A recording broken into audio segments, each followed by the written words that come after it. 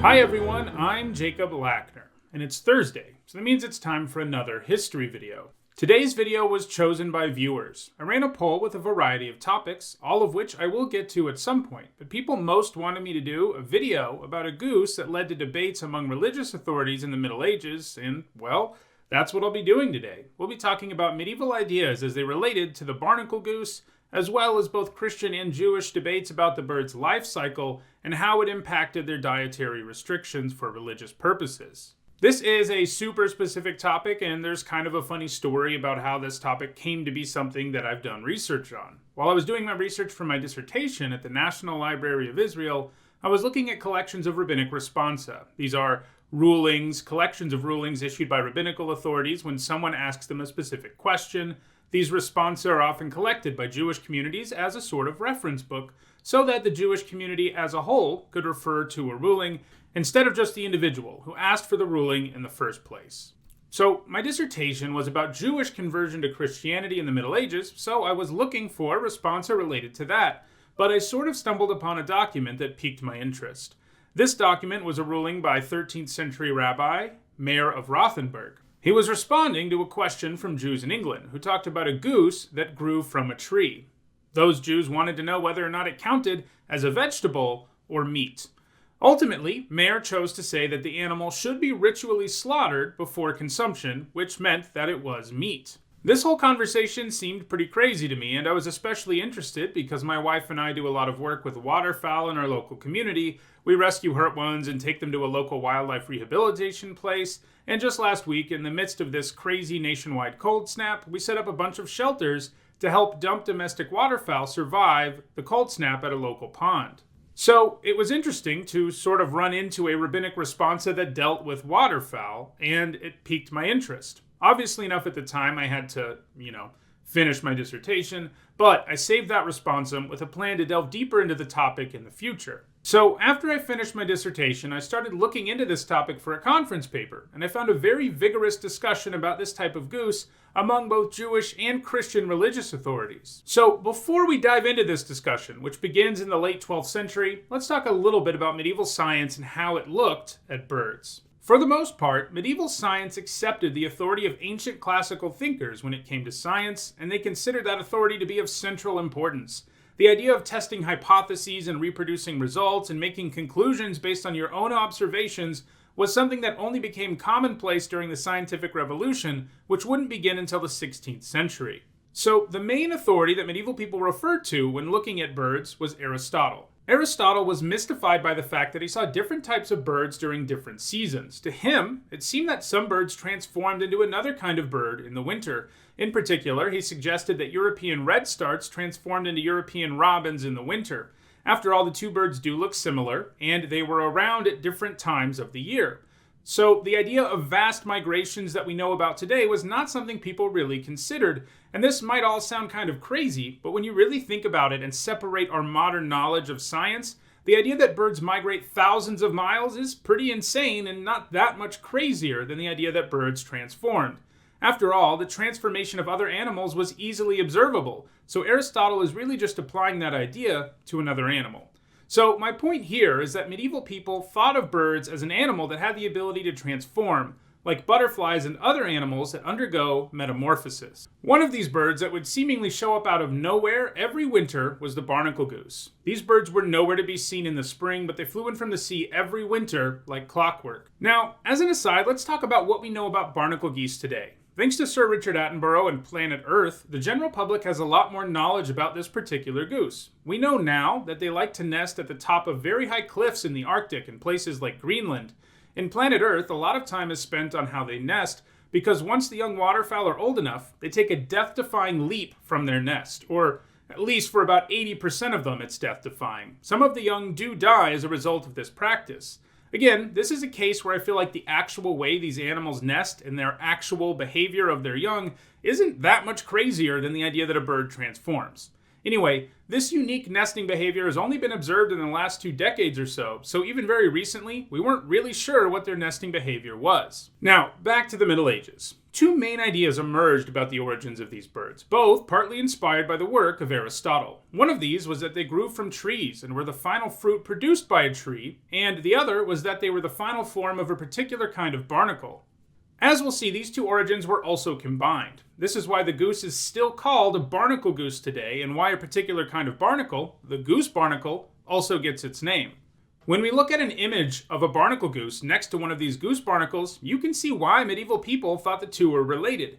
They have very similar colors. The barnacles have a protrusion that almost looks like a goose's neck, as well as feathery protrusions coming out of the other end of the shell, kind of looking like the rear end and the head of a very small goose. Now, all of this might sound like it's a whimsical footnote about medieval ignorance about modern science, but understanding the origins of this waterfowl, as I've indicated, was incredibly important for Christian and Jewish religious authorities, and that's what leads to a lot of ink being spilled about a goose in late medieval Europe. What's the origin of this goose, and when? Can you eat it, and can you eat it at all? Those are the big questions that are asked. First, I'm going to talk about the Christian debate about the barnacle goose before proceeding to talking about the Jewish one. Then we'll bring both together, as the barnacle goose and its origins actually ended up becoming part of Christian polemics against Jews, with Christians seeking to discuss the goose as evidence of virgin birth. So, Gerald of Wales wrote our first extant document that explicitly records the idea of barnacle geese undergoing a transformation. It should be noted, there are some earlier riddles we have recorded when the answer seems to be the barnacle goose, but these riddles don't actually have the answer because, they're riddles and they want people to think about them. And Gerald was the first to outright describe this process, and not just for the purpose of a riddle, and he was certainly the first person to write about the barnacle goose in a widely circulated work.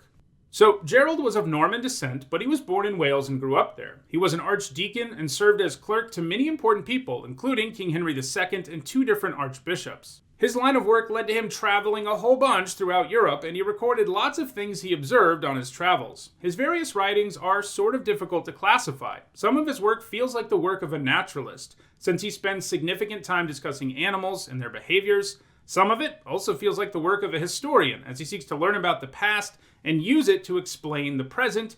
He also spends some not insignificant time on theology. After all, he was an archdeacon in service to the church, and he was actually an aspiring bishop, though he never quite accomplished that in his life. All of his various interests are well reflected in the title of what is likely his most well-known work, The History and Topography of Ireland. And that's the work that concerns us in this video, because it was in Ireland that he observed the barnacle goose. So, let's see what Gerald has to say about them. He writes, "Here, there are birds which the locals call barnaca, which nature produces in a unique way. They're like wild geese, but smaller. They're born at first like pieces of gum on logs of timber washed by the waves. Then, enclosed in individual shells, they hang by their beaks as moss clings to wood, as they slowly obtain a covering of feathers, at which point they either dive off into the waters or fly away into the free air.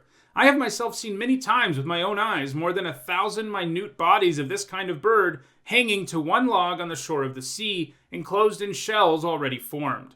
No eggs are laid by these birds after copulation, as is the case with other birds. The hen does not lay eggs and does not sit on a nest. In no corner of the world are they seen either to pair or to build nests."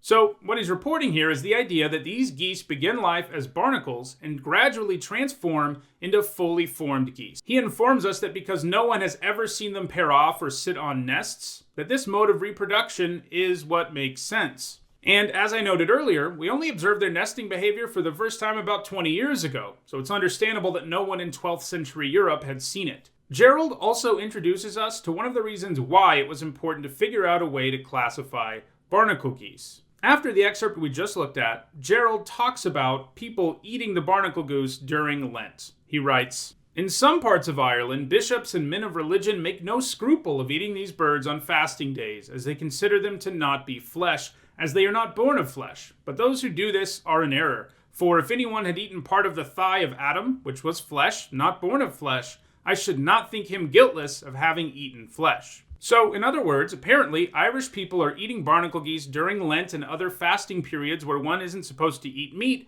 and they're counting it as seafood. which makes sense if in fact they came from goose barnacles. Gerald's perspective on this issue is that flesh doesn't have to be born of flesh to be considered flesh, and he does a good job of arguing that with his rather graphic description of someone eating Adam's flesh. As Gerald's work circulated and the church at large became aware of this practice, which apparently they weren't aware of before, there began to be significant debate over the next few decades on whether or not it was permissible for Christians to consume this goose during fasting periods like Lent. After all, it looked and acted like a goose, so why wasn't it treated as one? Irish clergy argued that while the goose tasted much like other geese, its origins meant that they could still consume it during Lent. They also added another element to the way that this bird was produced, instead arguing that it first grew on coastal trees until the branch they were growing on became too heavy from their weight, at which point they ended up in the sea. This version of their origin, with the added step of growing on trees, is what we most often see depicted in medieval manuscripts and in later versions of this myth. The Christian debate was largely concluded by Pope Innocent III in 1215. That year, at the Fourth Lateran Council, Christian religious authorities throughout Europe concluded that the barnacle goose should no longer be eaten as if it were seafood, and such a ruling was issued during the council. It is notable that this was something that was considered worth discussing at the council. After all, the council did several very notable things that changed church doctrine itself, but it also took the time to make a ruling about this goose. In other words, as silly as that sounds to us today, it was a very important issue. They ruled this way because, basically, the bird looked and acted like a goose, so it should be treated as one. This largely put an end to the practice of eating these geese during Lent, though there are some records of it happening all the way up until the 18th century in Ireland. So, now that we've dealt with the Christian debate about this goose, let's see what Jewish religious authorities were saying at the same time. It is notable that unlike Christians, there is no central dogmatic authority in Judaism. The closest one can get to this is the authority of rabbis that are considered to be the wisest of their time. These figures, often called geonim, or geniuses, receive letters from throughout the Jewish community, usually from other rabbis, and they would make their own ruling on the issue. This was helpful for rabbis who were confused by a particular issue, and one issue that was pretty confusing was, what is the barnacle goose exactly? Interestingly, our Jewish sources do not agree with the barnacle origin that is outlined by Gerald of Wales, and they suggest a somewhat different, though certainly unique origin. For Jews, it seems that it was believed that these grew on trees, and the barnacle part is largely omitted. There's some question as to when this debate began within the Jewish community. We start to see it come to the fore in the 13th century, but there's some indication that it began even earlier. To start with, let's look at a 13th century responsum about the barnacle goose. In this case, we're reading the response of Rabbi Meir of Rothenburg and the original responsum that I encountered that made me interested in this whole subject. He writes, on the question of whether these geese growing on trees may be eaten by Jews, my teacher, Isaac Or Zarua, told me that his father, Rabbi Isaac's teacher, Rabbeinu Tam, directed that they should be ritually slaughtered. So here, we have it explained that Jews believe the origin of this particular goose comes from trees, and people are asking whether or not it needs to be ritually slaughtered, because if it's not an animal, you don't have to ritually slaughter it. So the question really is this goose a vegetable or an animal? One interesting note here is that while it is indirect, Meir is referring back several generations to Rabbeinu Tam, somebody who died in 1171 before Gerald of Wales wrote his History and Topography of Ireland. Now, we don't have the documents to which Meir is referring here, but if he's right, that means Jews were debating this question about 15 years before it came to the fore within the Christian community. The ruling of Meir and others did not put an end to this debate, though. Not all rabbis agree about everything. In fact, there's an old joke about that. If you have two rabbis in a room, you have three opinions. So while Meir ruled one way, other rabbis ruled very, very differently. I want to take a look at the different major rulings of these various rabbis because I think it helps showcase just how mystified people were when it came to classifying this strange bird within Jewish dietary law. For example, a contemporary of Meir's, Yitzchak ben Yosef of Corbeil, wrote, "The birds that grow from trees and are attached to trees by their beaks are forbidden due to the prohibition against flying vermin, and likewise, my teacher, Rabbi Yechiel, forbade them." Here, Yitzchak is referring to Leviticus, chapter 11, verse 20 to 23. In fact, most of the dietary laws I'm talking about in this video come from Leviticus.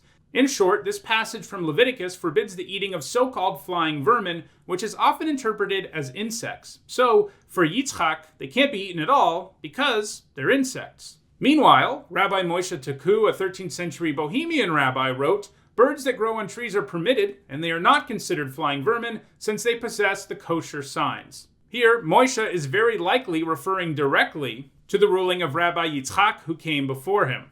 Another 13th century rabbi, Chaim Paltiel, ruled that while they have an origin from plants, they had to be ritually slaughtered due to the principle of marit ayin, which literally means appearance to the eye.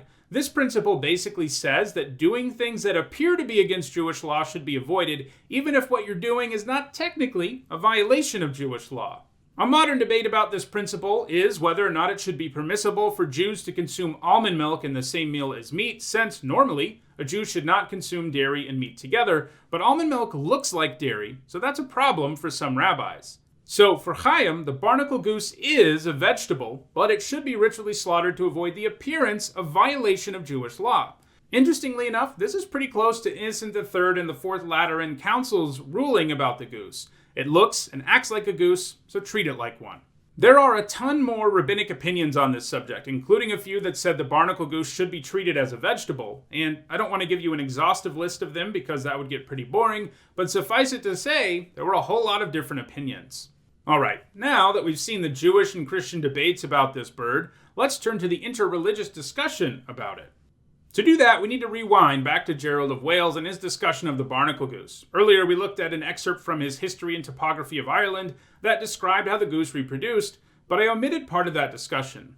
Immediately after that entry I discussed earlier, he quickly shifts gears and begins talking about how the unique reproduction of the barnacle goose should convince Jews of the virgin birth. He writes, "Repent, O unhappy Jews. Remember first the modes of creation of life that we can agree upon. First, that man was generated from clay without being procreated by male and female. Second, that woman was made from the man without being procreated by male and female. Third, the ordinary form of copulation between male and female. However, you rejected the fourth form, the form from which alone comes salvation, namely, birth from a woman without union with a man. At least refer to nature, which in confirmation of the faith continually produces and gives birth to new animals without union of male and female." So in other words, Gerald believes that the unique form of reproduction of the barnacle goose proves that there are forms of reproduction that don't need a man, just like Mary gave birth to Jesus without the union of a man.